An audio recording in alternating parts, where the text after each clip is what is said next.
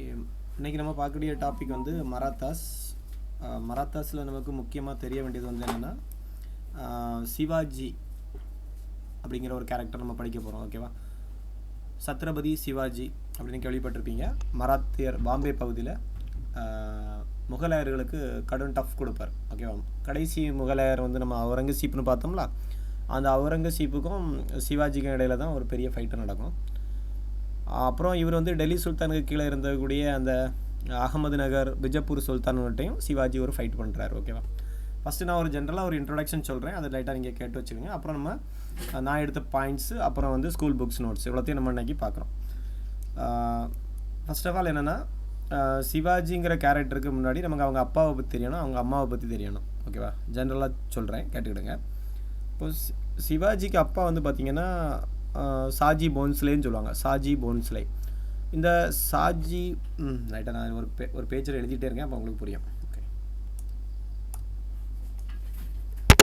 சிவாஜிக்கு அப்பா வந்து சாஜி போன்ஸ்லே. ஓகேவா? சாஜி போன்ஸ்லே இல்லை பான்ஸ்லேன்னு இருக்கும். ஓகே, அம்மா வந்து சீஜாபாய். ஃபஸ்ட்டு இது நமக்கு தெரியணும். சீஜாபாய். ஓகே, இவங்க ரெண்டு வரையும் நமக்கு தெரிஞ்சாச்சுன்னா போதும். இந்த சாஜி போன்ஸ்லேங்கிறவர் ஃபஸ்ட்டு வந்து அகமது நகர் சுல்தான்கிட்ட வேலை பார்ப்பார். அப்புறம் வந்து ரெண்டாவது வந்து பிஜப்பூர் சுல்தான்கிட்ட வேலை பார்ப்பார். ஓகேவா? ஒரு உயர்ந்த பதவியில் தான் வேலை பார்ப்பார். பின்னாளில் அந்த சாஜி போன்ஸ்லேவை இந்த பிஜப்பூர் சுல்தான்கிறவர் கர்நாடகா பகுதிக்கு அனுப்பி வைப்பார். ஓகேவா? இந்த சாஜி போன்ஸ்லேவுக்கு 2 ஒய்ஃப்.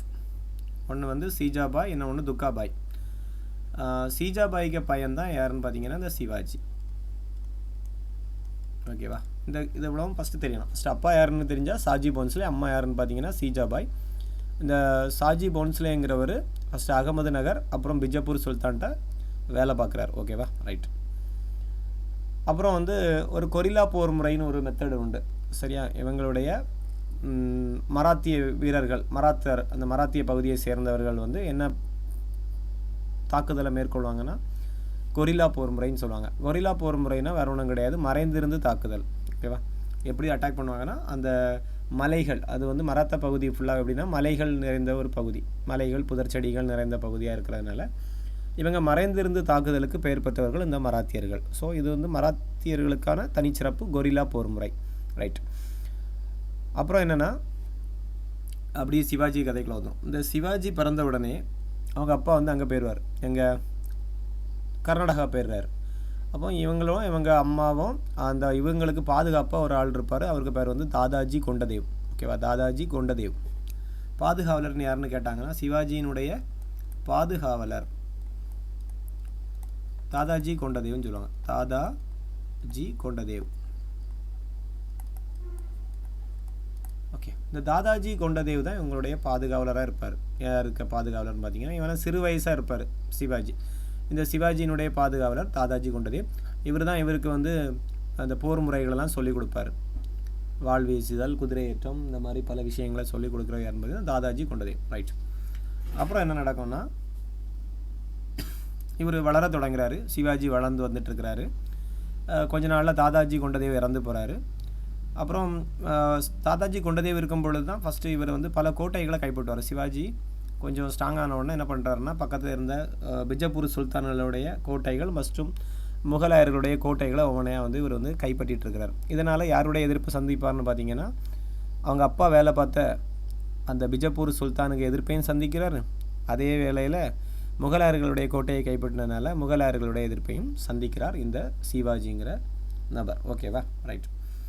இவ்வளவும் ஃபஸ்ட்டு நல்லா தெரியணும். ஓகேவா? அப்போது நான் என்ன சொல்லியிருந்தேன்னா, எங்களுடைய அப்பா பேர் வந்து சாஜி போன்ஸ்லே.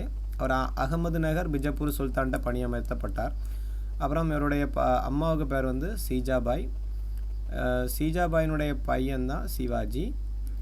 சிவாஜியை விட்டுட்டு போயிடுறாங்க அவங்க அப்பா வேலை விஷயமா. அப்போ அவருக்கு பாதுகாவலர் யாருன்னு பார்த்தீங்கன்னா தாதாஜி கொண்டதேவ். இந்த தாதாஜி கொண்டதேவ் தான் இவருக்கு போர் பயிற்சிகள்லாம் வழங்கிட்டு இருக்கிறாரு.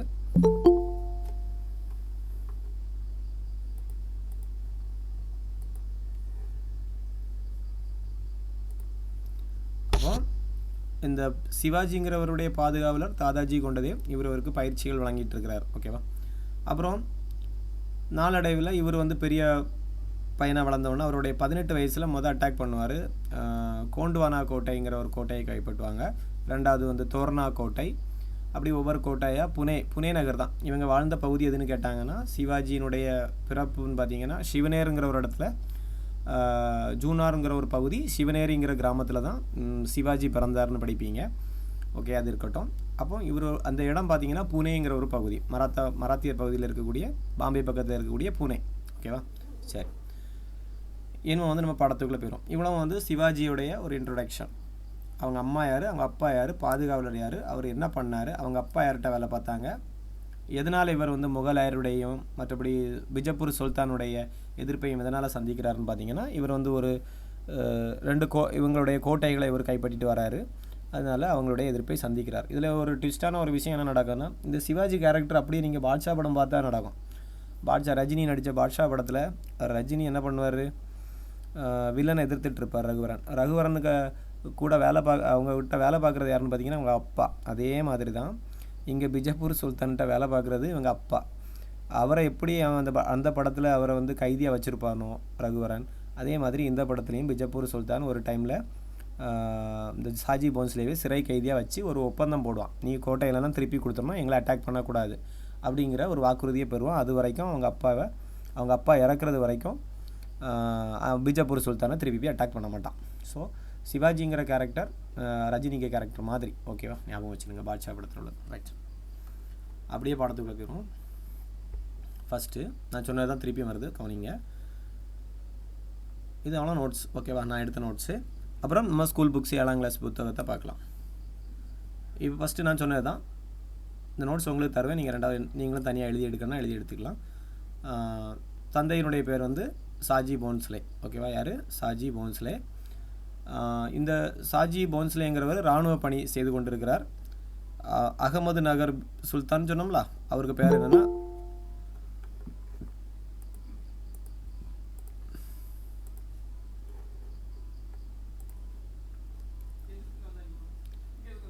அகமது நகர். அவருடைய அந்த சுல்தானுடைய பேர் வந்து நிஷாம் ஷாஹி, தெரிஞ்சு வச்சுக்கணுங்க. அகமது நகருடைய சுல்தான் யாருன்னா இவர் தான். அப்புறம் பிஜப்பூருக்கு யாருன்னு பார்த்தீங்கன்னா அடில் ஷாஹின்னு சொல்லுவாங்க. அடில் அல்லது அதில் ஷாஹி, அடில்னு கூட சொல்லலாம். அடில் ஷாஹி. ஓகேவா, அப்போ அடில் ஷாஹிங்கிறவர் முக்கியமான நீங்கள் ஞாபகம் வைக்கணும். ஏன்னா இதில் ரகுவரன் கேரக்டர் யாருக்குன்னு பார்த்தீங்கன்னா அடில் ஷாஹிக்கு தான். அவங்க அப்பாவை அடிமையாக பிடிச்சி வச்சுருப்போம், அதனால் அவன் பேர் அடில் ஷாஹி அப்படிங்கிற ஞாபகம் வச்சுருங்க. ஓகேவா, ரைட். அப்புறம் இந்த சாஜி போன்ஸ்லேங்கிறவர் ஜாகிர்தாரருங்கிற ஒரு இது இருக்குது. ஜாகிர்தாரர்னால் அவருக்கு கண்ட்ரோலில் கொஞ்சம் நிலங்கள் இருக்குது. ஓகேவா, அது எந்த பகுதிகளில் இருக்குதுன்னு பார்த்தீங்கன்னா பூனே மற்றும் சுபா அப்படிங்கிற பகுதிகளில் அவர் வந்து நில உரிமை பெற்றவர். ஸோ அந்த நிலத்தில் வரக்கூடிய வருமானத்தை பிரித்து எடுப்பார், அவர் தான் ஜாகிர்தார். ஓகேவா, கடைசியாக இவர் கர்நாடகா போகும்போது அந்த பகுதியெல்லாம் யாருக்கு கண்ட்ரோலில் வரோன்னா அந்த தாதாஜி கொண்டதேவு கண்ட்ரோலில் வரும். சிவாஜிக்கு கண்ட்ரோல் தான், அது சின்ன பையங்கிறதுனால அந்த தாதாஜி கொண்டதேவு கண்ட்ரோலில் விட்டுட்டு இவர் போயிடுவார். அப்புறம் தென்னிந்திய தொடர்புங்கிற ஒரு தலைப்பில் இவர் பார்த்திங்கன்னா பிஜப்பூர் சுல்தானால் எங்கே அனுப்பப்படுகிறார்னு நான் சொன்னேன். கர்நாடக பகுதி அனுப்பப்பட்ட இவர் பெங்களூருவை தனது வாழ்நாள் தலையிடமாக கொண்டார். பெங்களூர்லேயே சிட்டிங் ஆகிறார் கொஞ்ச நாளில். ஓகேவா, ரைட்டு. பசங்களை விட்டுட்டு அவர் பெங்களூர் போயிட்டார், ஒய்ஃபு பிள்ளைகளை விட்டுட்டு. சரி, அதுதான் அவருடைய தென்னிந்திய தொடர்பு. ரைட். இப்போ ஓரளவு உங்களுக்கு தெரியும் சாஜி போன்ஸ்லேனா சிவாஜியினுடைய அப்பானுக்கு கிளியராக தெரியும். இவர் அகமது நகர் சுல்தானான நிஷாம் ஷாகிட்டையும் பிஜப்பூர் சுல்தானான அடில் ஷாகிட்டையும் வேலை பார்த்தாரு. அப்புறம் இவர் ஒரு ஜாகிர்தாரர், இவருக்கு கொஞ்சம் நிலங்கள் இருக்குது. அப்புறம் தென்னிந்திய தொடர்பில் பார்த்தீங்கன்னா இவர் வந்து கர்நாடக பகுதிக்கு அனுப்பப்பட்டவர். ஓகேவா, சிவாஜியினுடைய தாயை பற்றி பார்ப்போம். இவங்க வந்து சீஜாபாய். இவங்களுடைய வம்சன்னு பார்த்தீங்கன்னா சிந்தகேட்டு பிரபுவான லக்குஜி ஜாதவ் ராவ், தேவகிரி மன்னர். எந்த குடும்பத்தை சேர்ந்தவர்னு பார்த்தீங்கன்னா தேவகிரி யாதவ அரசர்களுடைய வம்சத்தை சார்ந்தவர். இது ரொம்ப முக்கியமான பாயிண்ட் கிடையாது. இவங்களை பற்றி கொஸ்டின்ஸ் ரொம்ப டார்கெட் பண்ண மாட்டாங்க. சிவாஜியை பற்றி தான் கொஸ்டின் டார்கெட்டாக இருக்கும். இவங்க அம்மான்னு வேணால் யாரும் கேட்கலாம், அம்மாவுக்கு அப்பா யாருன்னு கேட்குற வாய்ப்புகள் கம்மி. இருந்தாலும் தெரிஞ்சு வச்சுருங்க, லக்குஜி ஜாதவ் ராவ் என்பவருடைய மகள் தான் இந்த சீஜாபாய். எந்த பகுதின்னு வேணால் தெரிஞ்சு வச்சுருங்க, தேவகிரி யாதவ அரசர்களுடைய வம்சத்தை சார்ந்தவர்.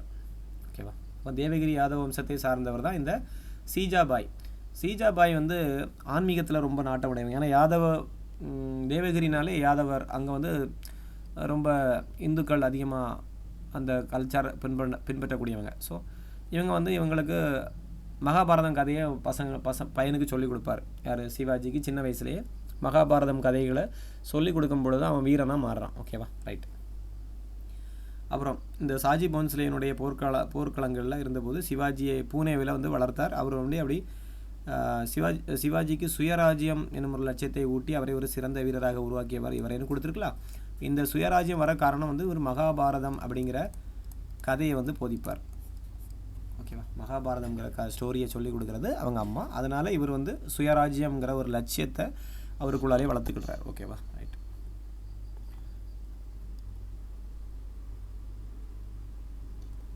அப்புறம் வழிகாட்டிகள்னு பார்த்தீங்கன்னா சிவாஜிக்கு யாரெல்லாம் வழிகாட்டிகள்னு பார்த்தீங்கன்னா சிவாஜியினுடைய தாத்தா ஒரு ஆள் இருக்கிறாரு. அவர் பேர் வந்து இந்த போன்ஸ்லேயோட அப்பா அப்படின்னா மாலோஜி போன்ஸ்லே.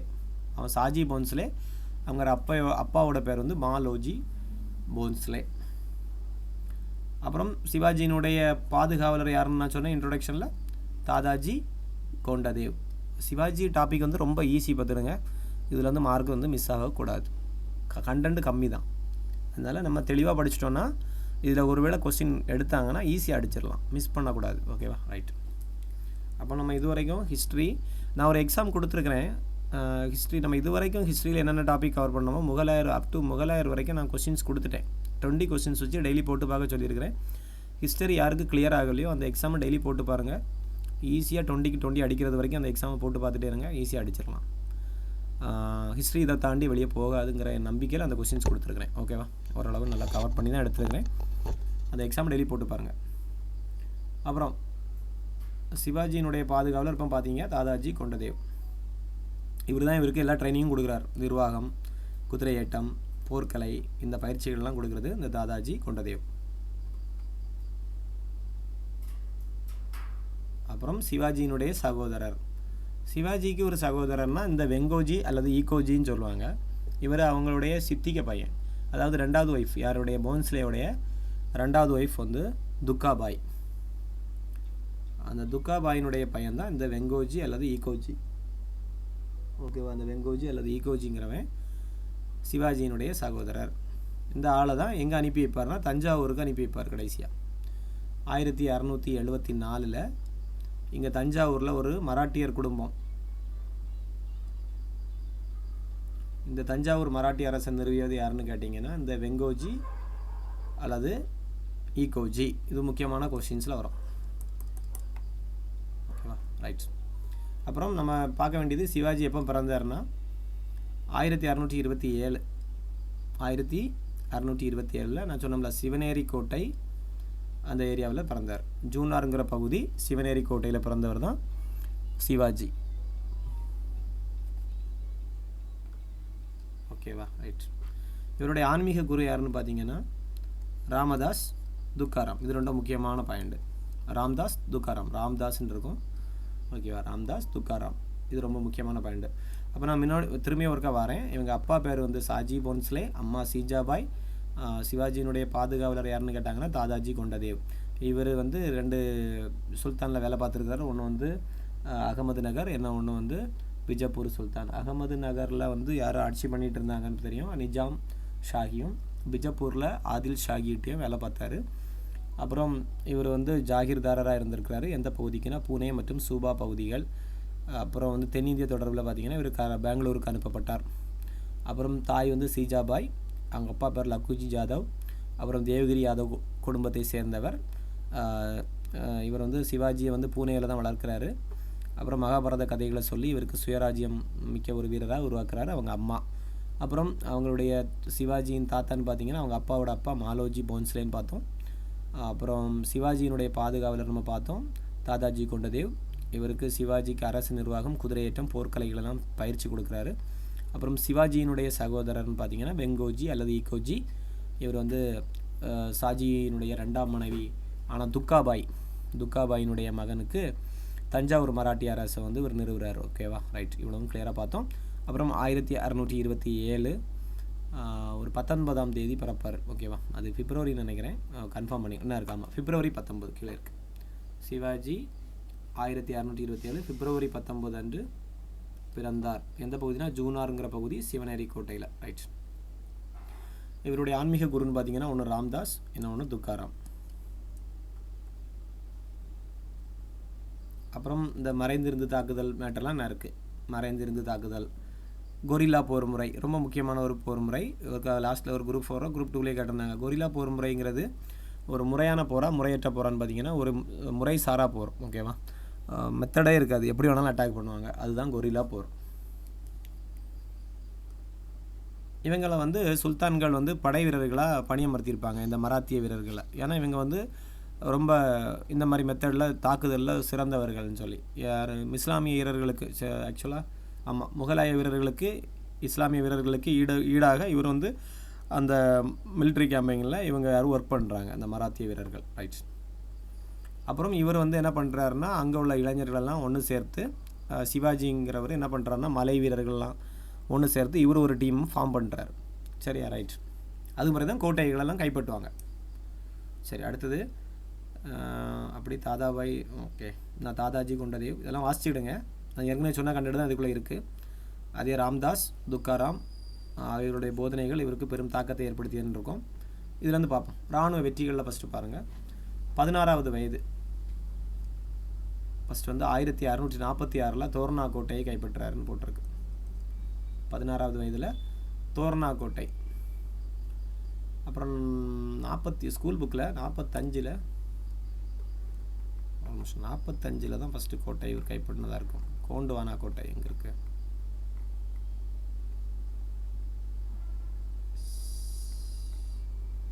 எஸ், அங்கேயும் இங்கேயும் கண்டென்ட் தப்பாக இருக்குது பார்த்துடுங்க. இதில் 18வது வயது, அப்போ அந்த 16ங்கிறது தப்பாக இருக்கும். நீங்கள் 27 கூட்டி பாருங்கள். ஒரு புக்கில் எப்படி போட்டிருக்காங்கன்னா சில இடங்களில் 27 அவர் பிறந்ததாக போட்டிருக்காங்க, சில இதில் 1630 போட்டிருக்காங்க. நெட்டில் அடித்து பார்த்தீங்கன்னா 30ம் 27 சேர்த்தே கொடுத்துருக்குறான். ஸோ அந்த கன்ஃபியூஷன் இருக்கும். நீங்கள் அதை பார்க்கண்டா, வயசை கணக்கில் வச்சுக்கிறாங்க. 27 கணக்கு போட்டுவிடுங்க. இந்த 45 அப்படிங்கிறது கரெக்டு. 18 27 18 ஓகேவா, 45. இதில் தான் ஃபஸ்ட்டு வந்து கோண்டுவானா கோட்டையை கைப்பற்றுவார்னு இருக்குது ஸ்கூல் புக்கில் 7ஆம் கிளாஸ் புத்தகத்தில். ஓகேவா, அங்கே நம்ம நெட்டில் தேடி சோர்ஸ் எடுக்கும் பொழுது, அவுட் சோர்ஸ் பார்க்கும்போது தோர்னா கோட்டையை கைப்பற்றான்னு இருக்குது, முதல் வெற்றின்னு போட்டிருக்கு.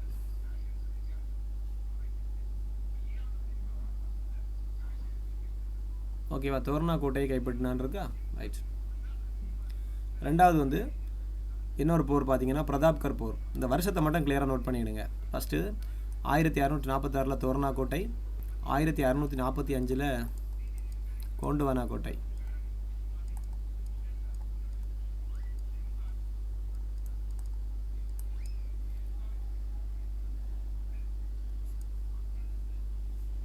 அப்புறம் இந்த பிரதாப்கர் போருங்கிறது என்னென்னா 59 நடக்கும். 59 பிஜப்பூர் தளபதி ரகுவரன். பிஜப்பூர் தளபதி இங்கே பிஜப்பூர்னாலே நம்ம சுல்தான் தெரியும், இங்கே ரகுவரன் கேரக்டரில் வரணும். ஓகேவா, ரகுவரன் கேரக்டரில் நம்ம பிஜப்பூர் சுல்தான் எடுத்துருக்கோம். அந்த சுல்தான் என்ன பண்ணுறான்னா அப்சல் கான் அப்படிங்கிறவனை இங்கே அனுப்பி வைக்கிறான். ஓகேவா, அப்சல் கான்கிற ஒருத்தனை இங்கே அனுப்பி வைக்கிறான். யார் அடிக்கிறதுக்கு? இந்த சிவாஜி அட்டாக் பண்ணுறதுக்காக ஒருத்தனை அனுப்பி வைப்பான். இந்த அப்சல் கான் ஒரு சூளுரை வச்சுட்டு வருவான். மலையில் ஒளிந்திருக்கும் தக்கான எலியை இரும்பு சங்கிலியால் கெட்டி இழுத்து வருவேன் ஒரு சூளுரை உரைப்பதாக ஒரு புத்தகத்தில் இருக்குது. ஸோ இந்த அப்சல் கானை இவர் என்ன வச்சு கொள்வார்னா புலிநகம் கொண்டே கொண்டார்னு வரும். யார்? சிவாஜி. ஓகேவா, ரைட்டு. குத்தியே கொன்றுவார். அப்படிப்பட்ட அப்சல் கானை யார் கொள்வார்? பிரதாப்கர் போரில் சிவாஜி கொல்றார், ஞாபகம் வச்சுக்கோங்க. ரைட். அப்புறம் ஜெயிஸ்டகான் ஒரு கேரக்டர் வரும். இதை அனுப்பி வைக்கிறது யாருன்னு பார்த்தீங்கன்னா இந்த அவுரங்கசீப், முகலாய ஆளுநர். அதாவது அவுரங்கசீப்பினுடைய மாமா ஜெயிஸ்டகான். இந்த ஜெயிஸ்டகானை இங்கே அனுப்பி வைப்பார் தக்காணத்துக்கு. இந்த சிவாஜியை கண்ட்ரோல் பண்ணுங்கன்னு சொல்லி இந்த ஜெயிஸ்டகானை அனுப்பி வைப்பார். இந்த ஜெயிஸ்டகான் வந்ததும் என்ன பண்ணுறாருன்னா நம்ம சிவாஜிங்கிறவர் என்ன பண்ணுறாருன்னா ஒரு பெரிய டீம் கூட்டிகிட்டு போகிறார். ஒரு 400 வீரர்களை ஒரு கல்யாண ஊர்வலம் நடந்தது மாதிரி ஒரு மாறு வேஷத்தில் கூட்டிகிட்டு போய் இந்த ஜெயிஸ்டகான் இருந்த வீடை சூறையாடிடுவார். ஓகேவா, ரைட்டு. இந்த ஜெயிஸ்டகான் என்ன செய்கிறார்? பயந்து அங்கேயே ஓடிடுவார். எங்கேயே ஓடிடுவார்? அவுரங்கசீப்பிட்டே போயிடுவார். ரைட். அப்போ சிவாஜி கொன்னது யாருன்னு கேட்டால் ஜெயிஸ்டகான் சொல்லக்கூடாது, அப்சல் கான். ஓகேவா, 2 கான் இருக்கிறனால நீங்கள் குழம்பிடுவீங்க. அப்சல் கானை அபேஸ் பண்ணிடுவார் அப்படின்னு ஞாபகம் வச்சுருங்க. சரியா, அப்படியே கொன்றுவார் 59. அப்புறம் 63 நடந்த சம்பவம். இந்த ஜெயிஸ்டகான் ஓடிடுவான். ஓகேவா, அப்புறம் உடனே என்ன பண்ணுறாருன்னா, இவர் அங்கே பயந்து போன உடனே இவர் ஒரு படையெடுப்பார். நம்ம ஆள் அவரை விரட்டிக்கிட்டு சூரத்து மீது படையெடுப்பார். சூரத் படையெடுப்புன்னு சொல்லுவாங்க. 1664. இது ரொம்ப முக்கியமான ஒரு போர். சிவாஜி மேற்கொண்ட போர்களிலேயே அந்த பிரதாப்கர் போரில் அவரை கொன்றுவார். அந்த போரும் கொஞ்சம் முக்கியமாக படித்து வச்சுருங்க. பிரதாப்கர் போரில் தான் அப்சல் கானை கொன்றாரு. அப்புறம் சூரத் படையெடுப்பு எதுக்குன்னா, இந்த ஜெயிஸ்டகானுடைய தாக்குதல் முடிஞ்ச உடனே சூரத் படையெடுப்பு. சூரத் பகுதி யாருக்கு கண்ட்ரோலில் இருக்குன்னா, முகலாயர் பகுதியாக இருக்குது. ஸோ அவங்களுடைய முக்கிய துறைமுகமான அந்த சூரத்தை வந்து இவர் வந்து அட்டாக் பண்ணி அங்கே இருக்க பொருளெல்லாம் சூறையாடிட்டு எஸ்கேப் ஆகிறார். உடனே என்ன பண்ணுறாங்கன்னா, உடனே முகலாய மன்னர் அவுரங்கசீப்பினுடைய பிரதிநிதியான ராஜா ஜெய் சிங், பார்த்துருங்க, ஜெய்ஸ்டகான் ஜெயின்னு இருக்கும். இங்கே பாருங்கள், ஜெய் சிங்குடன் ஒரு உடன்படிக்கை நடக்கும். என்ன உடன்படிக்கைன்னா, அதுக்கு பேர் வந்து புரந்தர் உடன்படிக்கை. இந்த புரந்தர் உடன்படிக்கை ரொம்ப ரொம்ப முக்கியமான ஒரு உடன்படிக்கை. 1665. இதில் என்ன நடக்கும்னா, ஜெய் சிங்கு கூட ஒரு உடன்படிக்கை செய்வாங்க. அதில் வந்து 23 கோட்டைகளை வந்து முகலாயர்கிட்ட இவர் வந்து யார் ஒப்படைப்பார்? இந்த முகலாயர்களிடம் வந்து ஒப்படைப்பார்.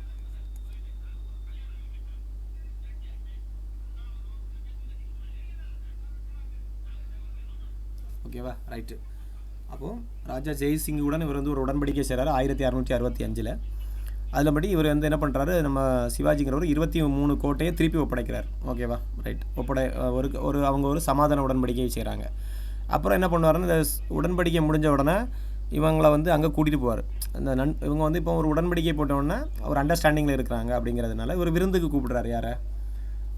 நம்ம சிவாஜிக்கு பையனும் எங்கே போவாங்கன்னா, அவுரங்கசீப்பை பார்க்குறதுக்கு அங்கே டெல்லிக்கு போகிறாங்க.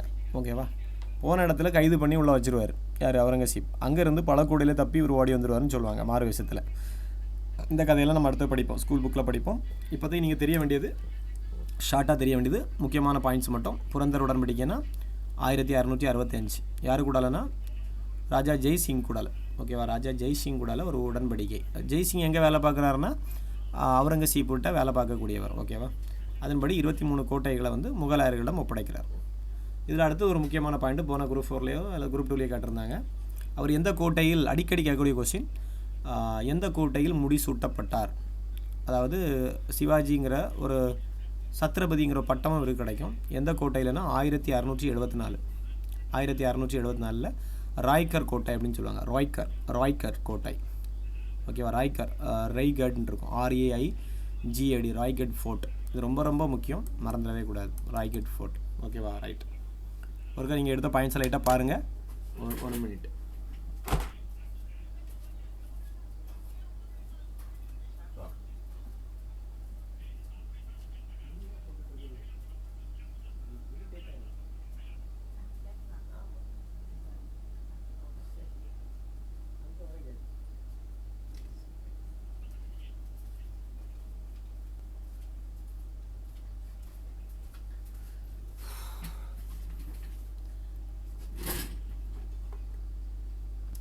ஓகேப்பா, அடுத்தது ஒரு இன்னும் ஸ்கூல் புக்கில் உள்ள கண்டென்ட்டை பார்ப்போம். ஓகேவா, அடுத்து அஷ்டபிரதானை பற்றி கொஞ்சம் இல்லை, இது முடிச்சிடும், ஒரு பேஜ் தான் நான் முடிச்சிடும். ஓகே, அப்புறம் வந்து இவருடைய அமைச்சரவை. இது ரொம்ப ரொம்ப முக்கியமான பாயிண்ட்ஸ். ஓகே, நான் இதில் எடுத்துக்கிறது எல்லாமே முக்கியமான பாயிண்ட்ஸ் தான். இந்த அஷ்டபிரதான்ங்கிறது சிவாஜியினுடைய அமைச்சரவை. அஷ்டம்னாலே 8. ஓகேவா, அஷ்டம்னா 8. அப்புறம் அந்த 8 பேர் இருப்பாங்க. அதில் வந்து பேஷ்வா வந்து பொதுவாகவே முதலமைச்சர் அப்படிங்கிற பதவியில் சொல்லுவாங்க. Prime minister.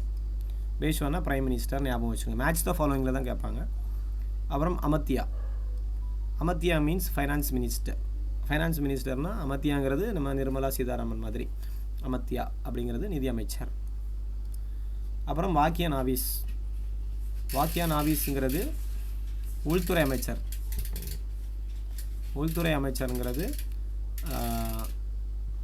இங்கே என்ன கொடுத்துருக்காங்கன்னா intelligence and household affairs. Okay, இங்கே உள்துறை அமைச்சர் மற்றும் தகவல் தொடர்புக்குள்ளவர். ஓகேவா, ரைட். அப்புறம் சுமந்த், இது ரொம்ப அடிக்கடி கேட்கக்கூடியது. சுமந்த்னா என்னென்னா வெளியுறவுத்துறை அமைச்சர், ஃபாரின் செக்ரட்டரி அப்படின்னு போட்டிருப்பாங்க. அப்புறம் சச்சிவும் அடிக்கடி கேட்பாங்க. சச்சிவும் சுமந்தும் தான் கன்ஃபியூஸ் ஆகும் உங்களுக்கு. சுமந்த் என்னது, சச்சிவ் என்னது. சச்சிவுங்கிறது இங்கே வந்து அரசு அரசினுடைய செயலாளர் வந்து சச்சிவ், மற்றபடி கடித போக்குவரத்துக்கானவர். அப்புறம் சேனாபதி, உங்களுக்கு தெரியும் சேனாபதிங்கிறது தலைமை தளபதி. நியாயதீஷ் பேரில் இருக்குது, நியாயம் சொல்லக்கூடியவர், தலைமை நீதிபதி. அப்புறம் பண்டிட் ராவ், பண்டிட்னாலே அந்த ஆகம விதிகள் தெரிஞ்சவர், தலைமை அர்ச்சகர், சமய விவகாரங்கள் சார்ந்தவர் தான் அந்த பண்டிட் ராவ். ஸோ இதில் வந்து நீங்கள் கன்ஃபியூஸ் ஆகி படிக்க வேண்டியது வந்து என்னென்னா, இந்த கன்ஃபியூஸ் ஆகக்கூடிய ஏரியா சுமந்தும் சச்சிவம். அப்புறம் அந்த வாக்கிய நாவிஸ் உள்துறை, இது எப்படி படிக்கலாம்னா நாக்கு உள்ளால் இருக்குது அப்படின்னு படிச்சிங்கன்னா உள்துறைங்கிறது ஞாபகம் வந்துடும். நாவிஸ் நாக்கு, வாக்கியம் வரக்கூடிய நாக்கு எங்கே இருக்குது, உள்ளால் இருக்குது அப்படிங்கிறது உள்துறை அமைச்சராக வச்சுக்கிடுங்க. அமர்த்தியாங்கிறது நிறைய ரூபாயை அமர்த்திட்டு போயிட்டாங்க அப்படின்னு சொல்லுவாங்களா, அதனால நிதி அப்படின்னு படிச்சுக்கோங்க. அப்புறம் சுமந்துன்னா இங்கேருந்து ஏரோப்ளைன் எங்கே போகும், வெளிநாட்டுக்கு எல்லாரையும் சுமந்துட்டு போகும் அப்படின்னு படிச்சிங்கன்னா வெளியுறவுத்துறை ஆயிரும். அப்புறம் சச்சிவுக்கு நீங்கள் ஏதாவது படிச்சுக்கிடுங்க. அப்புறம் மீதி உள்ளதெல்லாம் ஈஸி தான். ஓகேவா, ரைட். அப்படி ஒரு 8 அணத்தை நம்ம படிச்சிட்டோம். அப்புறம் இவருடைய முக்கியமான சீர்திருத்தங்கள் பார்த்தீங்கன்னா ஜாகிர் முறையை ஒழிச்சார். 10 மணி தான் முடியும், போய்ட்டு வாங்க, போங்கடா. வருவாய் பார்த்தீங்கன்னா இந்த ஜாகிர்தார் முறையை ஒழிச்சிடுவார். டைரெக்டாக என்ன பண்ணுறாருன்னா விவசாயிகளிடமிருந்தே வரி வசூல் பண்ணுவார். நான் ஒன்று சொல்ல மறந்துட்டேன், 2 விதமான வரிகள் வசூலிப்பார். ஒன்று வந்து சவுத்து, அப்புறம் வந்து சர்தேஷ்முகி. நம்ம ஸ்கூல் புக்கில் இருக்குது, நம்ம பாயிண்ட்லேயும் வரும். சர்தேஷ்முகி சவுத் மீன்ஸ் 1/4, சர்தேஷ்முகிங்கிற 1/10 பங்கு வரி வசூல் பண்ணுவாங்க. ஓகேவா, சவுத்துங்கிற வரி அப்புறம் சர்தேஷ்முகிங்கிற வரி, 2 விதமான வரிகளை விதித்தார்கள்னு பார்ப்பாங்க. அடுத்தது நிலத்தை அளக்க இவர் எந்த முறையை பயன்படுத்துகிறாருன்னா காத்தி அல்லது கத்தி. நாங்கள் ஏதாவது ஒன்று வச்சுக்கணும், அவர் கத்தியை வச்சு அளந்தாருன்னு படிச்சுக்கணுங்க. கத்தி என்ற அளவுகோலை வைத்து நிலத்தை அளக்க பயன்படுத்தினார் இந்த சிவாஜிக்கே டீம். அப்புறம் வரிகள் வந்துடும்.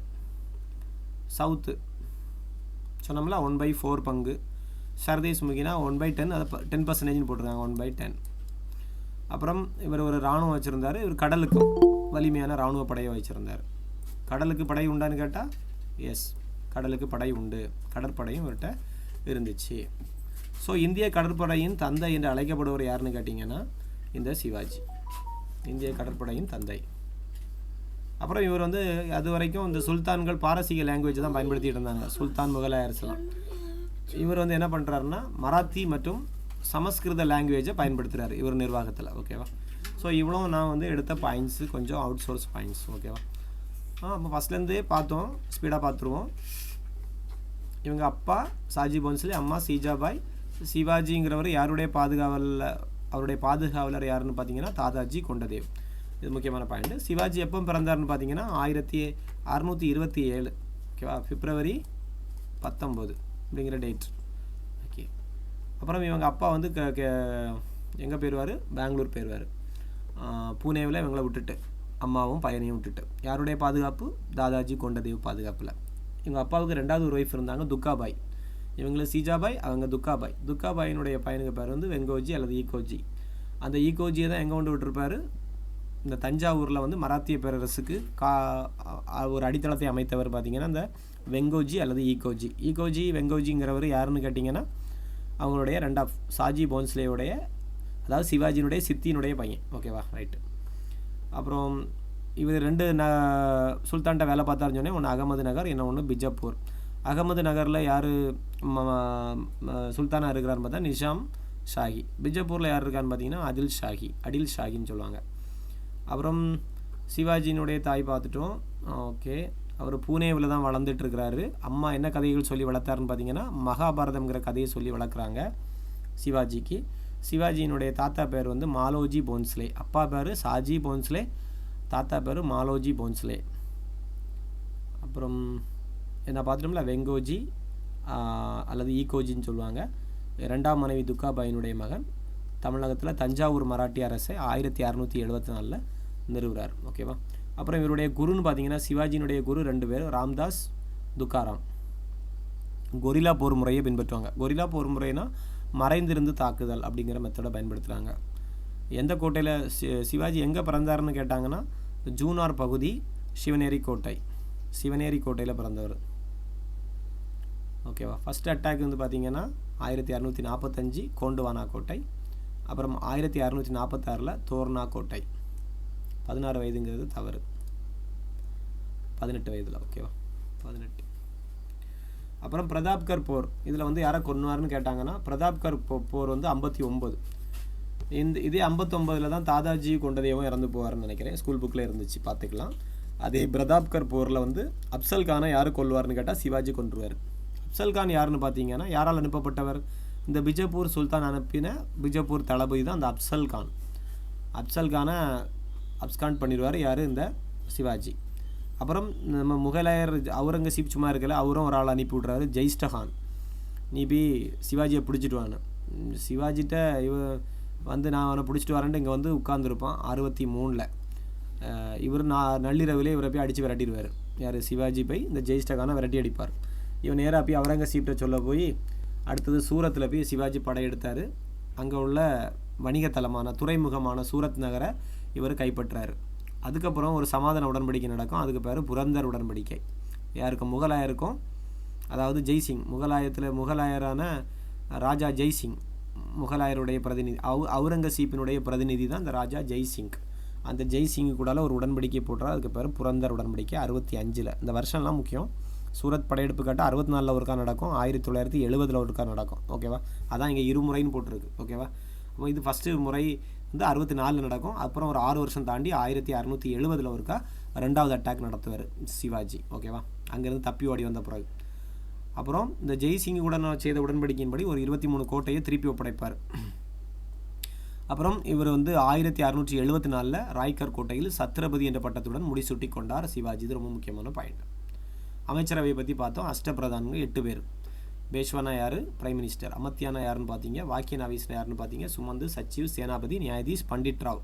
இவ்வளவும் கிளியராக 8 படிச்சுக்கணும். மேட்ச் ஆஃப் ஆலையில் கேட்பாங்க. 2 விதமான வரி, ஒன்று சவுத்து, ஒன்று வந்து என்னது சர்தேஷ் முகி. அப்புறம் நிலத்தை அளப்பதற்கு எந்த அளவுகோலை பயன்படுத்தினா காத்திங்கிற அளவுகோலை பயன்படுத்திக்கிறார். ஓகேவா, ரைட். ஜாகிர்தார் முறையை ஒழித்தார். அப்புறம் இந்திய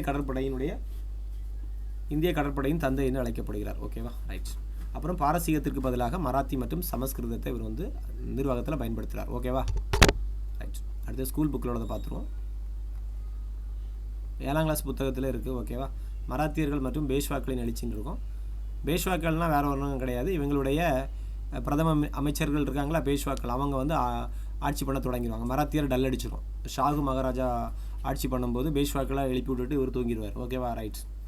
ஃபஸ்ட்டு நான் சொன்ன பாயிண்ட்லாம் இருக்கும், நீங்கள் வாசித்து பாருங்கள். நான் முக்கியமான பாயிண்ட்டை மட்டும் ட்ரைன் பண்ணுறேன். ஸ்கூல் புக்கில் இருக்கும். மராத்தியர்கள் சவுத்து மற்றும் சர்தேஷ் முகி. சவுத்துனா 1/4ன்னு சொல்லி தந்தேன். சர்தேஷ் முகினா 1/10ன்னு சொல்லி தந்தேன். ஓகேவா, ஞாபகம் வச்சுருங்க. அப்புறம் அகமது நகர் பிஜப்பூர் சுல்தான், அதில் தான் அவங்க அப்பா வேலை பார்த்தாங்கன்னு சொன்னேன். சிவாஜியின் தந்தை அகமது நகர் பிஜப்பூரில் அதிகாரியாக பணியாற்றினார்னு பார்த்தோம். அவர் தான் சாஜி போன்ஸ்லே. அப்புறம் கொரில்லா போர் முறையை பற்றி சொல்லி தந்தேன். மறைந்திருந்து தாக்குதல். அப்புறம் மலைவாழ் மக்கள் அணி ஒன்றை இவர் வந்து உருவாக்கி ஒவ்வொரு கோட்டையாக கைப்பற்றுவார். ரைட்டா, ரைட். அப்புறம் அவுரங்கசீப்பின் தளபதிகளுக்கு கடும் போட்டியாக யார் விளங்குகிறாரு? இந்த சிவாஜி. ஓகே. அப்புறம் எது வரைக்கும் இவங்க கண்டினியூ பண்ணுறாங்கன்னா ஆட்சியை, மராத்தியர்களுக்கு ஆட்சி வந்து 1671 வரைக்கும் இந்த ஆட்சி கண்டினியூ ஆகுது. ஓகே. அப்புறம் மராத்தியருடைய எழுச்சிக்கான காரணங்கள் தான் இவங்க மலை பிரதேசங்களில் இவங்க இருக்கிறாங்க. 16ஆம் நூற்றாண்டை கணக்கில் வச்சுக்கிடுங்க. பிஜப்பூர், அகமது நகர் சுல்தான்கள், மராத்தியர்கள் தங்கள் குதிரைப்படைகளில் பணியமர்த்தினர். நம்ம அங்கேயே பார்த்துட்டோம். ஓகேவா, ரைட். அப்புறம் பக்தி இயக்கம் மராத்தியர், அதில் தான் யார் வருவா? இந்த ராம்தாஸ், துக்காராம் வருவாங்க. என்ன இருக்காங்க? துக்காராம், ராம்தாஸ். இவங்க 2 பேரும் தான் சிவாஜியினுடைய வாழ்வின் மீது கணிசமான செல்வாக்கு செலுத்தியவர்கள். இவங்க சொன்னால் சிவாஜி கேட்பார். ரைட், துக்காராம், ராம்தாஸ். அப்புறம் மொழி வந்து மராத்திய மொழியை வளர்க்கணும்னு இவர் ரொம்ப விருப்பப்படுறாரு. ஸோ மராத்திய மொழியில் இயற்றிய பாடல்களை இவர் வந்து தொகுத்து வெளியிடுறாங்க. ஓகேவா, ரைட். அப்புறம் சிவாஜியை பற்றி படிக்கிறோம். சிவாஜி எப்போ பிறந்தார்னு பார்த்தீங்கன்னா 1627 பிறந்த சிவாஜி எங்கே பிறந்தார்? சிவனேரி கோட்டைன்னு பார்த்தோம். சிவனேரி கோட்டை பிப்ரவரி 19. இவர் வந்து மகாபாரத கதைகளை கூறி சிவாஜிக்கு வளர்த்தான்னு பார்த்தோம். அவருடைய குரு வந்து தாதாஜி கொண்டதேவ், ஆசிரியரும் குருவுமான பார்த்தோம். இவர் வந்து எல்லாமே சொல்லிக் கொடுத்தாருன்னு சொன்னோம். குதிரையேற்றம், போர்க்கலை, அரசு நிர்வாகம் எல்லாத்தையும் சொல்லிக் கொடுத்தது யாருன்னு பார்த்தீங்கன்னா அது தாதாஜி கொண்டதேவ். ஸ்கூல் புக்கில் போட்டிருக்கு. 18வது வயதில் 1645 இராணுவ பணியில் இவர் வந்து சிவாஜி ஃபஸ்ட்டு கால் எடுத்து வைக்கிறாரு. 27 பிறந்து 45 தான் ஃபஸ்ட்டு இந்த இராணுவ பணியில் ஈடுபடுறாரு. அதில் ஃபஸ்ட்டு புனேக்கு அருகில் இருந்த கோட்டையை கைப்பற்றுவதில் சிவாஜி வெற்றி பெற்றார்ன்றது. ஃபஸ்ட்டு கோண்டுவானா கோட்டை, அப்புறம் அடுத்த ஆண்டில் தோர்னா கோட்டையை கைப்பற்றார். ஓகேவா? 46 1646 கோண்டுவானா கோட்டையை கைப்பற்றாரு. அப்புறம் ரைக்கர் கோட்டை, வரிசையாக கோண்டுவானா, தோர்னா, அப்புறம் ரைக்கர் கோட்டையை கைப்பற்றாரு. ஸோ இதெல்லாம் நம்ம பார்த்ததில் இந்த ஒரு கோட்டை மிஸ்ஸிங், ரைக்கர் கோட்டையை கைப்பற்றார். அப்புறம் பிஜப்பூர் சுல்தான் கூட அட்டாக்.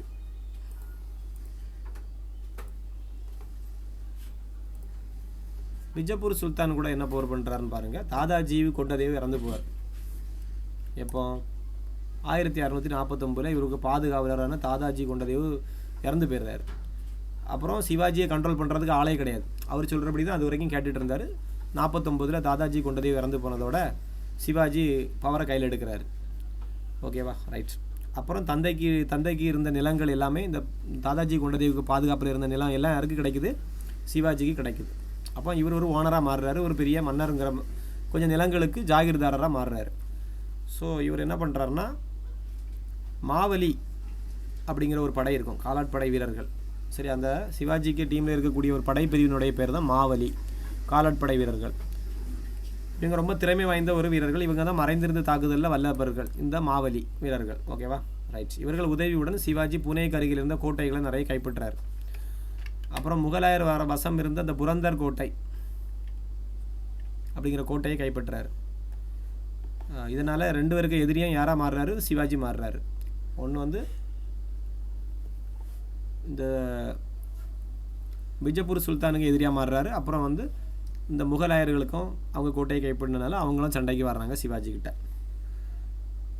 அந்தால பிஜப்பூர் சுல்தான் என்ன பண்ணுறான்னா, தந்தையை சிறை வைத்தான். நான் சொன்னோம்ல, அந்த பாட்ஷா படத்தில் ரகுவரன் சிறை வச்சது மாதிரி சிவாஜியினுடைய தந்தையை வந்து இந்த பிஜப்பூர் சுல்தான் வந்து சிறை வைக்கிறான். அதனால இராணுவ நடவடிக்கைகளை சிவாஜி கைவிடுவதாக உறுதியளித்தார். நான் இனிமேல் வந்து உங்களை அட்டாக் பண்ண மாட்டேன், உங்கள் கோட்டைகளையும் கைப்பற்ற மாட்டேன்னு சொன்ன பிறகு தான் அப்படியே போயிட்டுருக்கு கதை. ஸ்மூத்தாக போயிட்டுருக்கு, பிரச்சனையெல்லாம் போயிட்டுருக்கு. கடைசியாக தந்தையார் ஷாஜி போன்ஸ்லே இயற்கை எதிர் வரைக்கும் இவர் வந்து அந்த வாக்குறுதியை மீறாமல் அவங்கள அட்டாக் பண்ணாமலே இருந்துகிட்டு இருந்தார். அப்போ இவர் வந்து நம்ம நிர்வாகத்தை டெவலப் பண்ணிக்கிட்டே இருக்கிறார். அந்த டைமில் போரெல்லாம் நிறுத்தி வச்சுக்கிட்டு அவருடைய நிர்வாகத்தை டெவலப் பண்ணிகிட்டு இருக்கிறார். அப்பா இறந்த உடனே என்ன பண்ணுறாருன்னு அடுத்தது அட்டாக் பண்ண போவாங்க. தந்தையார் மறைவுக்கு பின்னர் இராணுவ திடீர் தாக்குதல்களை மீண்டும் தொடங்கிய சிவாஜி மராத்திய தலைவரான சந்திரராவ் மோர் என்பவரிடமிருந்து ஜாவலிங்கிற பகுதியை ஃபஸ்ட்டு கைப்பற்றார். 1656 ஜாவலி பகுதியை கைப்பற்றார். ஞாபகம் வச்சுருங்க, ஒவ்வொரு வருஷமும் முக்கியம், படிச்சுக்கணும். சிவாஜின்னு சொன்னாலே நீங்கள் இவ்வளோ வரிசையாக சொல்ல தெரியணும். ஓகேவா? இந்த ஃபுல் ஸ்டோரியும் அப்படியே சொல்ல தெரியணும், வரிசையாக படிக்கணும். ஓகே. அப்புறம் என்ன நடக்குதுன்னா, 1659 ஃபுல் ஸ்டோரி நீங்கள் படிங்க. அப்சல் கான், நான் சொன்னோம்ல, அப்சல் கானை புலி நகத்தை வச்சு கொன்னாருன்னு பார்த்தோம்ல, அதுதான் இருக்கார். அப்புறம் 63 அவுரங்கசீப்பினுடைய மாமனாரான முகலாய தளபதியான ஜெயிஸ்டகான் வருவான். அவனையும் இவர் என்ன செய்வார்? விரட்டி அடிப்பார். அதுக்கு மேலே 64 அரபிக் கடற்கரையில் இருந்த சூரத் நகரை இவர் தாக்கி அழிப்பார்னு பார்த்தோம்ல, சூரத் நகரை கைப்பற்றுவார்னு. ஓகேவா? ரைட்டு. இதெல்லாம் பார்த்துட்டோம், அங்கேயே நோட்ஸ்லேயே பார்த்துட்டோம். அப்புறம் அவுரங்கசீப்புக்கும் சிவாஜிக்கு என்ன பிரச்சனைன்னு பார்ப்போம். சிவாஜி சூரத்தை கொள்ளையடிச்சிட்டார் 1664. அவுரங்கசீப் வந்து உடனே எதிர் நடவடிக்கை எடுக்கிறான். ஏன்னா அவனுக்கு பகுதியை மீட்கணும். அந்த சூரத் நகர் யாருக்கு கண்ட்ரோலில் இருந்ததுன்னா முகலாயர் பகுதியான அவுரங்கசீப்பு கண்ட்ரோலில் இருந்தது. அதை சிவாஜி போய் கொள்ளையடித்த உடனே அவுரங்கசீப்பால் முடியலை. உடனே அவர் எதிர் நடவடிக்கை எடுக்கிறாரு.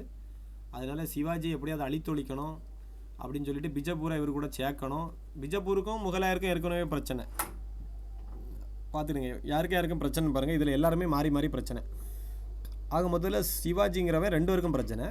பிஜப்பூரையும் பிடிக்கணும், சிவாஜியும் பிடிக்கணும்ன்ட்டு எவன் இறங்கான்? நம்ம அவுரங்கசீப் இறங்குறாரு. ரைட். இதனால் ஒரு ஆள் அனுப்பி வைக்கிறார். அவர் பேர் தான் ராஜா ஜெய்சிங். ஒரு ராஜபுத்திர தளபதி தான் ராஜா ஜெய்சிங் அனுப்பி வைக்கிறாரு. அவர் வந்தோடனே இவருக்கு துவக்க மாதிரி ஆகிட்டு அனுப்பி இறுதியில் சிவாஜி அமைதியை நாடினார். சிவாஜியே சமாதானத்துக்கு போயிட்டார். நான் கைப்பற்றின கோட்டைகளெல்லாம் திருப்பி தந்துடுறேன் அப்படி 23 கோட்டைகளை திருப்பி ஒப்படைச்சார். நம்ம அங்கே படித்தோம். 23 கோட்டைகளை கொடுத்து விடவும் முகலாய அரசின் மன்சாப்தாராக பொறுப்பேற்றுக் கொண்டார். மன்சாப்தார்னால் அவங்களுக்கு தேவைப்படும் பொழுது படைகளை அனுப்பி வைக்கணும். அவங்களுக்கு விசுவாசமாக இருப்பேன், யாரை கைப்பற்றதுக்கு, இந்த பிஜப்பூர் சுல்தானை கைப்பற்றதுக்கு நான் உங்களுக்கு உதவி பண்ணுறேன்னு சொல்லி எதிரிக்கு எதிரி நண்பன் மாதிரி இவங்க சேர்ந்துக்கிட்டுறாங்க. ஓகேவா, ரைட்டு. உடனே ராஜா ஜெய்சிங்கினுடைய வழிகாட்டுதலின்படி அங்கே ஆக்ராவுக்கு ஒரு நாள் இவர் கூப்பிட்டு போகிறாங்க. யாரை, நான் ஒரு நாள் உங்களுக்கு கூட விருந்து சாப்பிட வரேன்னு சொல்லிட்டு யார் போகிறா, சிவாஜி ஒத்துக்கொண்டார். ஜெய்சிங்கினுடைய வழிகாட்டுதலின்படி ஆக்ராவினுடைய முகலாய அரசவைக்கு செல்லவும் ஒத்துக்கொண்டார். ஒரு நாள் நீங்கள் அங்கே வாங்கன்னு கூப்பிட்டுருக்கான் அவுரங்கசீப். அவன் கூப்பிட்டது வந்து கல்லை, அவனை அவமானப்படுத்தி சிறையில் வச்சுட்டார். யாரை, நம்ம சிவாஜி அங்கே கூட்டிகிட்டு போய் விருந்து கொடுக்குற மாதிரி கூட்டிகிட்டு போய் சிறையில் அடைச்சிருவாங்க. அங்கேருந்து நம்ம ஆள் எப்படி வில்லம் இல்லையா, சிவாஜி பல கூடையில் ஒளிந்து தப்பித்து வந்துடுவார். ஓகேவா, ரைட்டு. இது ரொம்ப முக்கியமான பாயிண்ட். ஓகே, அப்புறம் என்ன நடக்கும் கதையில், 1670 வந்தவொடனே ரிட்டன் வந்தவொடனே ஒரு கோவம் தலைக்கு மேலே கோவம் வந்துச்சு. என்ன கூட்டிகிட்டு போய் ஜெயிலில் அடைச்சிட்டியான்னு சொல்லிட்டு 2வது முறை எங்கே போய் அடிப்பார், திரும்பியும் சூரத்தை போய் அடிப்பார். சூரத் நகரை கொள்ளை அடித்த போது முகலாய படைகள் வந்து இவரை ஜெயிக்கவே முடியலை. அதனால எந்த உடன்படிக்கையும் போடலை, ஒன்றும் போட முடியலை. அதுக்கு பிறகு இவரை கண்ட்ரோல் பண்ணவே முடியலை. சிவாஜி அது பிறகு சரியான அட்டாக் கொடுப்பார். அதனால 74 இவர் சிவாஜிங்கிறவர் சத்ரபதி என்னும் பட்டம், நான் சொன்னோம்ல ராய்கர் கோட்டையில் முடிசூட்டப்பட்டார். ஆண்டு வந்து 1674. இது ரொம்ப முக்கியமான ஆண்டு. மணி சூட்டி கொண்டாருன்னு இருக்கும். மணிமுடி சூட்டி கொண்டார். என்ன பட்டம் கொடுப்பாங்கன்னா சத்ரபதி அப்படிங்கிற பட்டம். சத்ரனா நம்ம மேலே இருக்குது, மீனிங் பார்த்துடுங்க. சத்ரனா பதி, குடை. சத்ரனா குடை, பதிங்கிறவன் தலைவன், அதான் சத்ரபதி, குடை தலைவன். ஓகேவா, ரைட். இது என்ன சொல்லுன்னு கேட்டால் சமஸ்கிருத சொல். அரசன் அல்லது பேரரசன் என்பதற்கு இணையானது. ரைட், இது வரைக்கும் பார்த்தோம். அப்புறம் சிவாஜியினுடைய தாயார், வயது முதிர்ந்த தாயார் தம் வாழ்க்கையை நிறைவேற்றதால் முடிசூட்டு விழா முடிந்த சில நாட்களில் இறந்து போயிடுவாங்க. இவருக்கு முடிசூட்டு விழா முடிஞ்ச கொஞ்ச நாள்லேயே அவங்க அம்மாவும் இறந்து போயிடுறாங்க. கடைசியாக சிவாஜி ஒரு வாழ்க்கையினுடைய இறுதி ஆண்டுகளை தம் மகன் சாம்பாஜியிடம் செலவிட்டார். அப்போ சிவாஜியினுடைய பையன் ஒரு ஆள் இருக்கான். அவன் பேர் உங்களுக்கு தெரியாது, இப்போ தெரிஞ்சுக்கிடுங்க. சிவாஜியினுடைய பையனுக்கு பேர் சாம்பாஜி, சாம்பார் மாதிரி சாம்பாஜி. ரைட். அப்புறம் நேராக வந்துடுங்க. சிவாஜி எப்போ இறந்து போவார்னா 1680. அப்போ எப்போ பிறந்தார், 1627 பிப்ரவரி 19 பிறந்தார். 1680 மறைவு. இது பிறப்பு, இது மறைவு, ஞாபகம் வச்சுருங்க. 27-19 பிப்ரவரி 19. 80 இயற்கையாக எழுதியிருக்கார். ஓகேவா. அப்புறம் நான் சொன்ன வரி முறைகள், 1/4 சர்தே, அது வந்து என்ன சொல்லுவாங்க, மொத்த வருமானத்தில் 1/4 கொடுக்குறது சவுத்து இருக்குது, சவுத். அப்புறம் சர்தேஷ் முகி 10 இது அரசருக்கான ஒரு கட்டணமாக நம்ம கொடுக்கணும். ஓகே, அடுத்தது கிராமங்கள் யாருக்கு கண்ட்ரோலில் இருக்குன்னா தேஷ்முக். இது அடிக்கடி கேட்கக்கூடிய ஒன்றோட ஆகும். சிவாஜிக்கு ஆட்சியில் கிராமங்கள் யாரால் நிர்வகிக்கப்பட்டதுன்னு கேட்டால் தேஷ்முக்குங்கிற அதிகாரிகளால் நிர்வகிக்கப்பட்டது. இவங்கள்கிட்ட 20லேருந்து 100 வரைக்கும்னா கிராமங்கள் இவங்க கண்ட்ரோலில் இருக்கும். 100 ஊர், இப்போ ஒவ்வொரு ஊர் சொல்கிறோம்ல, சின்ன சின்ன ஊர், அப்படி ஒரு 20லேருந்து 100 ஊர்கள் யாருடைய கண்ட்ரோலில் இருந்துச்சுன்னா இந்த தேஷ்முக்குங்கிறவருடைய கண்ட்ரோலில் இருந்துச்சு. அப்புறம் ஒவ்வொரு கிராமத்துலேயும் அதிகாரமிக்க ஒரு கிராம தலைவர் வச்சுருப்பாங்க. கிராம தலைவருக்கு பேர் பட்டீல். இது அடிக்கடி கேட்பான். கிராம தலைவருடைய பேர் என்னென்னா பட்டீல். அப்புறம் அவருக்கு உதவியாக ஒரு கணக்கர் இருப்பார். அப்புறம் ஆவணங்களெல்லாம் பாதுகாக்கிறதுக்கு குல்கர்ணிங்கிற பேரில் இதெல்லாம் கேட்டிருக்காங்க. அடிக்கடி எக்ஸாமில் கேட்கக்கூடிய வார்த்தைகள். சரியா. அப்போ கிராம தலைவர் நான் பட்டீல், ஆவண காப்பாளர்னு கேட்டால் குல்கர்ணி. ஒரு பெரிய குலுக்கை பானையில் இவர் போட்டு எல்லாம் பாதுகாத்து வச்சுருப்பாருன்னு ஞாபகம் வச்சுருங்க. அதுதான் குல்கர்ணி. ஓகேவா, ரைட். அப்புறம் நான் பார்த்தேன் இந்த அஷ்டபிரதான், 8 அமைச்சரவைகள் இருப்பாங்கன்னு பார்த்தோம்ல, அதுக்கு பேர் தான் அஷ்டபிரதான். ஷாகு மகாராஜாவின் காலத்தில் தான் அந்த பேஷ்வாக்கள்லாம் சொன்னோம்ல, பேஷ்வாக்கள் வந்து பெரிய அதிகாரிகளாக, உண்மையான மராத்திய அரசர்களாக மாறுவாங்க. அது வரைக்கும் மராத்தியர்களே ஆண்டுகிட்டு இருந்தாங்க. அப்புறம் இந்த மன்னர்களுக்கு திறமை போயிட்டு சாகு மகாராஜா காலத்திலேயே இந்த பேஷ்வாக்கள் வந்து சாகு மகாராஜா ஆட்சி அமைக்கிறது நிறைய உதவி பண்ணுவாங்க. இங்கே வந்து குடும்ப பிரச்சனை நடக்கும். அப்புறம் ஷாகு மன்னராகணும் தான் இவங்க பேஷ்வாக்கள் உதவி பண்ணுவாங்க இன்னொரு குடும்பத்தை எதிர்த்து. அதனால் இந்த பேஷ்வாக்களை வந்து மன்னர்களுக்கு மிக்க அதிகாரம் மிக்கவர்களாக இந்த சாகு மகாராஜா இது கொடுத்துருவார். ரைட். அப்புறம் முகலாயர்களுடைய நிர்வாக முறையில் நிலவரியானது உண்மையாக விளைச்சலின் அடிப்படையில் நிர்ணயம் செய்யப்பட்டது. நிலத்தில் எவ்வளவு விளைகிறதோ அதுக்கு தகுந்தவாறு தான் வரி விதிப்பாங்க. நிலம் எவ்வளோ இருக்குதுன்னு பார்த்து வரி விதிக்க மாட்டாங்க. நிலத்தில் எவ்வளோ விளைச்சல் இருக்கோ அந்த விளைச்சலுக்கு தகுந்த வரி தான் இந்த சிவாஜி டைமில் ஆட்சி காலத்தில் வாங்கியிருக்காங்க. நான் பார்த்தீங்களா 5இல் 3 பங்கு விவசாயிகளுக்கு ஒதுக்கப்பட்டு அதில் 2 பங்கு அரசரால் எடுத்துக்கொள்ளப்பட்டது. 3ல் 5 பங்கு விவசாயிகள் எடுத்துக்கலாம். அதில் மீதி இருக்க 2 பங்கு யாருக்கு எடுத்துக்கணும்? அரசர் எடுத்துக்கொள்வார்னு இருந்துச்சு. ரைட். அப்புறம் இந்து சட்ட நூல்களின் அடிப்படையில் தான் தண்டனைகள் கொடுக்கப்பட்டிருக்கு. மனு சாஸ்திரம் சொல்லுவாங்களா, அதே மாதிரி குற்றவியல் வழக்குகளுக்கு இவங்க சாஸ்திரங்கள் எனப்பட்ட இந்து சட்ட நூல்களின் அடிப்படையில் தான் விசாரிக்கப்பட்டனர்னு இருக்குது. ரைட். அப்புறம் நான் சொன்ன அந்த இதுதான் அடிக்கடி கேட்பாங்க. பேஷ்வா அல்லது பந்து பீரதான். பேஷ்வானா பிரதம அமைச்சர்னு பார்த்தோம், பிரைம் மினிஸ்டர். அமத்தியாருக்கு இன்னொரு பேர் மஜூம்தார். நம்ம அமத்தியானா நிதி அமைச்சர்னு பார்த்தோம், அவருக்கு இன்னொரு பேர் இருக்குது மஜூம்தார். அப்புறம் சுர்னாவிஸ் அல்லது சச்சிவ் வந்து செயலாளர்னு பார்த்தோம். வாக்கிய நாவீஸ் வேறு, சுர்னாவிஸ் வேறு. வாக்கிய நாவீஸுங்கிறது நாக்கு உள்ளெல்லாம் மடித்து வைக்கணும் அப்படின்னு சொன்னேன், நாக்கை வெளியே நீட்டக்கூடாது, அதுதான் உள்துறை அமைச்சர். அப்புறம் இன்னொரு ஆள் இருக்குது சாரி நௌபத் அல்லது சேனாபதி. சாரி நௌபத் அல்லது சேனாபதிங்கிறது தலைமை தளபதி. அப்புறம் சுமந்து அல்லது துபீர் 2 பேர் இருக்குது. சுமந்து வேறு கிடையாது, துபீர் வேறு கிடையாது, ரெண்டும் ஒன்று தான். சுமந்துங்கிறது வெளிநாட்டுக்கு சுமந்துட்டு போகிறது, சுமந்து துபீர். நியாயாதீஸ்னா தெரியும், தலைமை நீதிபதி. பண்டிட் ராவுங்கிறது தலைமை அர்ச்சகர். ஓகேவா? அடுத்த கிளாஸில் நம்ம சாம்பாஜியை பார்க்கலாம். ஓகேவா? அப்போ நோட்ஸில் உள்ளதையும் பார்த்துட்டேன், அப்புறம் ஸ்கூல் புக்கில் இருக்கக்கூடிய கண்டென்ட் 7ஆம் கிளாஸில் உள்ளதையும் பார்த்துட்டேன். நீங்கள் முடிஞ்சால் 11ஆம் கிளாஸ்லேயோ 12ஆம் கிளாஸ்லேயோ இன்னொரு சிவாஜி இருக்கிறார். ஓகேவா? மராத்தாஸ் இருக்குது. ஸோ அதையும் நீங்கள் ஒன்று ரெஃபர் பண்ணிவிட்டு கொஞ்சம் பாயிண்ட்ஸ் எடுத்தீங்கன்னா பெஸ்ட்டாக இருக்கும். ஓகேவா? இதில் வந்து கொஸ்டின்ஸ் வந்து மிஸ் ஆகாது. ரைட். நான் முடிஞ்ச அடுத்த கிளாஸில் 11ல் உள்ளதையும் கண்டென்ட்டை இது கூட ஆட் பண்ணிடுறேன். ஓகேவாப்பா? இன்றைக்கி நான் கிளாஸ் முடிச்சுக்கிறேன்.